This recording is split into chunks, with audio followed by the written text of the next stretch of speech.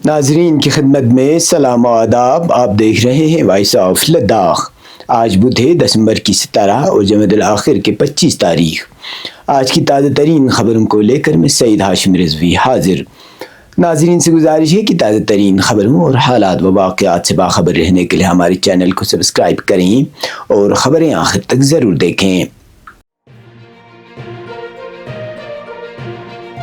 آپ دیکھ رہے ہیں آپ کا پسندیدہ news channel voice of Ladakh.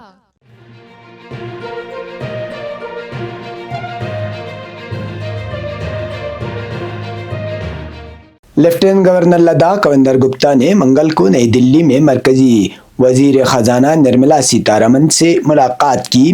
ملاقات کے دوران لداخ کی ترقیاتی ترجیحات، مالی ضروریات اور ہمہ گیر ترقی کے لیے بنیادی ڈھانچے کو مضبوط بنانے سے متعلق امور پر تفصیلی گفتگو ہوئی. اس موقع پر لیفٹیننٹ گورنر نے مرکزی وزیر خزانہ کو لداخ میں بنیادی ڈھانچے کی بہتری، ترقیاتی منصوبوں کی رفتار تیز کرنے اور خطے بھر میں ہمہ گیر ترقی کو یقینی بنانے کے لیے جاری اقدامات سے آگاہ کیا. انہوں نے بتایا کہ یوٹی انتظامیہ نے مؤثر نظام قائم کیے ہیں، ادارہ جاتی صلاحیت میں اضافہ کیا ہے اور منصوبوں پر عمل درآمد کے طریقہ کار کو ہموار بنایا ہے تاکہ فنڈز کا بروقت اور مؤثر استعمال ممکن ہو سکے. لیفٹیننٹ گورنر نے ترقیاتی رفتار کو برقرار رکھنے اور ابھرتی ہوئی ضروریات کو پورا کرنے کے لیے بجٹ میں اضافی معاونت کی درخواست کی. انہوں نے انفراسٹرکچر منصوبوں کے لیے مناسب سرمایہ جاتی امداد، بڑے مرکزی شعبہ جاتی منصوبوں سے متعلق اراضی کے حصول اور مقامی اداروں کی مسلسل معاونت کی ضرورت پر زور دیا. ملاقات میں بجلی کے شعبے سے متعلق ذمہ داریوں، آفات سے نمٹنے کی تیاری اور نچلی سطح کی حکمرانی کو مزید مضبوط بنانے جیسے امور پر بھی تبادلہ خیال ہوا. لیفٹیننٹ گورنر نے عوامی خدمات کی بلا تعطل فراہمی اور قدرتی چیلنجز کے مقابلے کے لیے مالی تعاون کی اہمیت اجاگر کی. مرکزی وزیر خزانہ نرملا سیتا رمن نے لیفٹیننٹ گورنر کی جانب سے پیش کی گئی تجاویز کو بغور سنا اور یقین دہانی کرائی کہ لداخ یوٹی انتظامیہ کی جانب سے رکھی گئی درخواستوں پر مثبت انداز میں غور کیا جائے گا. یہ ملاقات لداخ میں پائیدار ترقی، بہتری بنیادی ڈھانچے اور متوازن ترقی کو یقینی بنانے کے لیے حکومت ہند اور یوٹی انتظامیہ کے مسلسل تعاون اور وابستگی کی عکاسی ہے.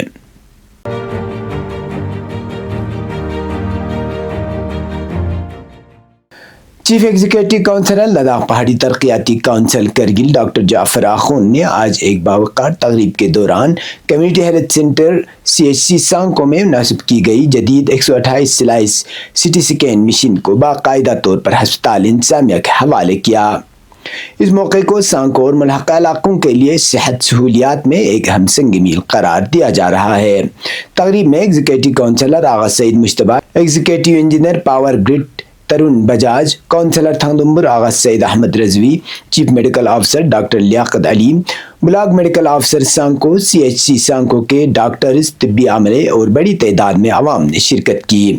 اس موقع پر خطاب کرتے ہوئے چیف ایگزیکٹو کونسلر ڈاکٹر جعفر آخوند نے کہا کہ CHC سانکو میں CT اسکین مشین کی تنصیب سے نہ صرف سانکو بلکہ آس پاس کے وسیع علاقے کی آبادی کو بہتر اور بروقت تشخیصی سہولیات میسر آئے گی، بلکہ اس سے ڈسٹرکٹ ہسپتال کرگل پر مریضوں کا بوجھ بھی نمایاں طور پر کم ہوگا. انہوں نے کہا کہ کونسل صحت کے شعبے کو مؤثر، مضبوط اور عوام دوست بنانے کے لیے مسلسل اقدامات کر رہی ہے اور یہ منصوبہ اسی سلسلے کی ایک اہم کڑی ہے.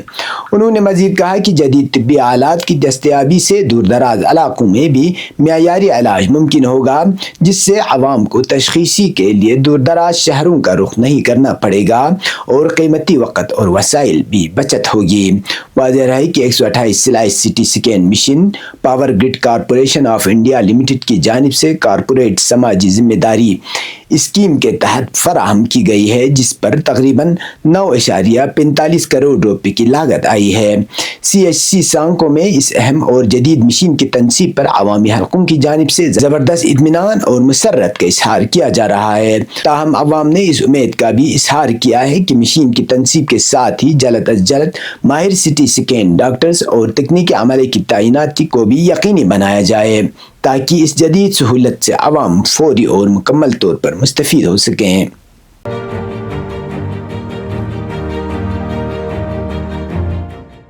کرگل ضلع میں انتظامی رسائی سے متعلق مسائل کو اجاگر کرتے ہوئے جمعیت العلماء اثنا عشریہ کرگل کے انچارج سیاسی امور سجاد حسین کرگلی نے نئی دلی میں لیفٹیننٹ گورنر سے ملاقات کی اور کرگل میں جنرل ایڈمنسٹریشن ڈپارٹمنٹ کے کیم آفس کے قیام کا مطالبہ کیا۔ انہوں نے کہا کہ JID کیم آفس کی عدم موجودگی کے باعث کرگل اور اس کے مضافاتی علاقوں کے عوام کو شکایات کے ازالے اور سرکاری امور کے لیے بار بار لے جانا پڑتا ہے، جو دشوار گزار جغرافیہ اور سخت موسمی حالات میں نہایت مشکل ہے۔ موصوف نے لیہ میں کرگل کے باشندوں کے لیے سرائے یا گیسٹ ہاؤس کی کمی پر بھی توجہ دلائی گئی۔ لیفٹیننٹ گورنر لداخ نے عوامی مسائل کے حل کی یقین دہانی کرائی۔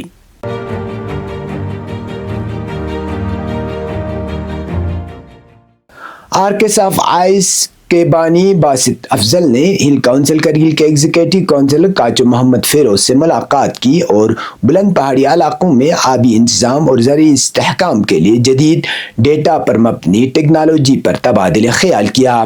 ایگزیکٹو کونسلر نے اس اقدام کو سراہتے ہوئے اسے لداخ میں پانی کی قلت اور موسمیاتی تبدیلی کے چیلنج سے نمٹنے کے لیے اہم قرار دیا اور متعلقہ محکمہ و مقامی افراد کے لیے تربیتی پروگرام شروع کرنے کی تجویز دی۔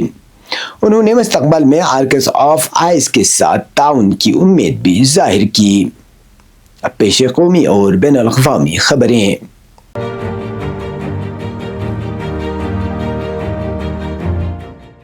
اتر پردیش حکومت کی جانب سے دادری ہجومی تشدد لنچنگ کیس واپس لینے کی درخواست کو گورنر کی منظوری ملنے پر ماہرین قانون اور سول سوسائٹی نے شدید تشویش کا اظہار کیا ہے۔ ان حلقوں کا کہنا ہے کہ مقدمہ آخری مرحلے میں ہونے کے باوجود اسے واپس لینا انصاف کے عمل، آئینی اقدار اور اقلیتوں کے تحفظ کو کمزور کرتا ہے۔ سماجی کارکنوں کے مطابق اس فیصلے سے تشدد کے واقعات میں سزا سے بچ نکلنے کا رجحان بڑھ سکتا ہے اور جمہوری اداروں پر عوامی اعتماد کو نقصان پہنچے گا۔ واضح ہے کہ 2015 میں دادری کی بساڑک گاؤں میں ہجوم نے محمد اخلاق کو قتل کر دیا تھا، جبکہ بعد میں جانچ میں گوشت کے گائے کا نہ ہونے کی تصدیق ہوئی تھی۔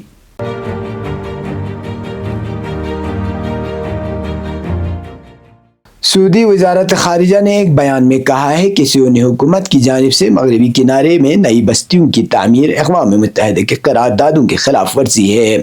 بیان میں عالمی برادری سے مطالبہ کیا گیا ہے کہ وہ اسرائیلی حکومت کی جانب سے عالمی قراردادوں کی خلاف ورزیوں کا سلسلہ بند کرانے کے لیے اپنا کردار ادا کرے۔ سعودی وزارت خارجہ کے بیان میں ایک بار پھر 1967 کی سرحدوں کے اندر دارالحکومت بیت المقدس کے ساتھ ایک آزاد فلسطینی ریاست کے قیام سے متعلق اپنے دیرینہ موقف کا اعادہ کیا گیا ہے۔ یہ تھے اب تک کی خبریں، اسی کے ساتھ مجھے اور میرے ساتھیوں کو دیجیے اجازت۔ اللہ حافظ۔